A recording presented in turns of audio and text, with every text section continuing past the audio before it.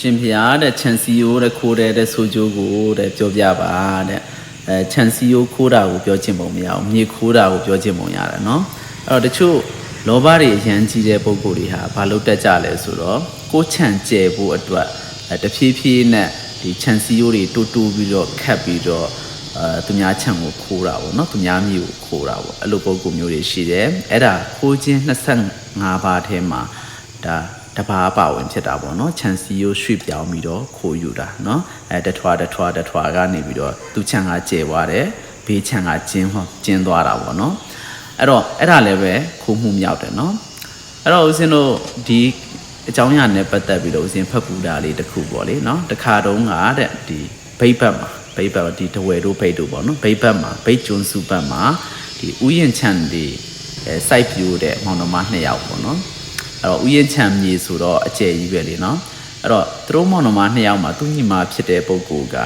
အင်မတန်မှလောဘကြီးတယ်လောဘကြီးပြီးတော့သူကဘာလုပ်လဲဆိုတော့သူနဲ့ဘေးချင်းကပ်ရက်သူ့ကိုယ်ရဲ့ခြံကိုတနေ့နည်းနည်းခိုးတယ်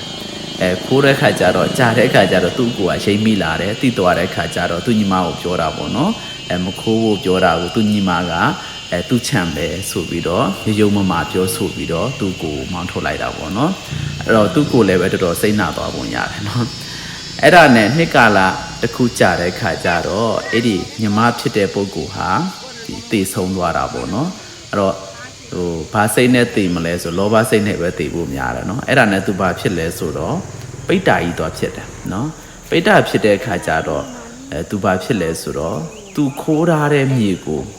အမြဲတမ်းခေါင်းပေါ်ရွှတ်ပြီးတော့နေရတယ်တဲ့နော်ဘယ်လောက်များလေးလိုက်မလဲနော်ပြီးတော့စားတော့လည်းပဲဒီမြေကိုပဲစားရတာပေါ့နော်အဲ့ဒါနဲ့ခေါင်းပေါ်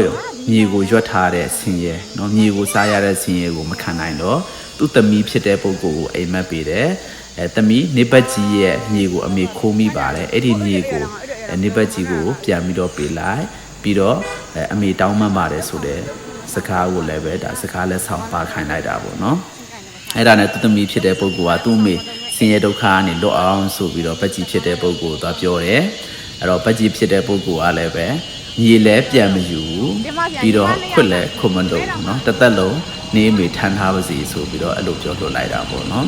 အဲ့တော့ဆိုလိုချင်တာကသူတစ်ပါးပိုင်တဲ့ပစ္စည်းကိုခိုးယူမိပြီဆိုလို့ရှိရင်နော်ဒုက္ခရောက်နိုင်တယ်နော်ခိုးတုံးကတော့ကိုတယောက်တည်းပဲနော်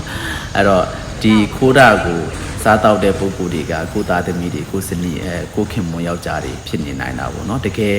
ခံတဲ့အခါမှာလည်းပဲသူတို့ကဝိုင်းခံပြီးမှမဟုတ်ဘူးကိုပဲခံရမယ်နော်အဲ့တော့သူတစ်ပါးရဲ့မြေကိုမခိုးပါနဲ့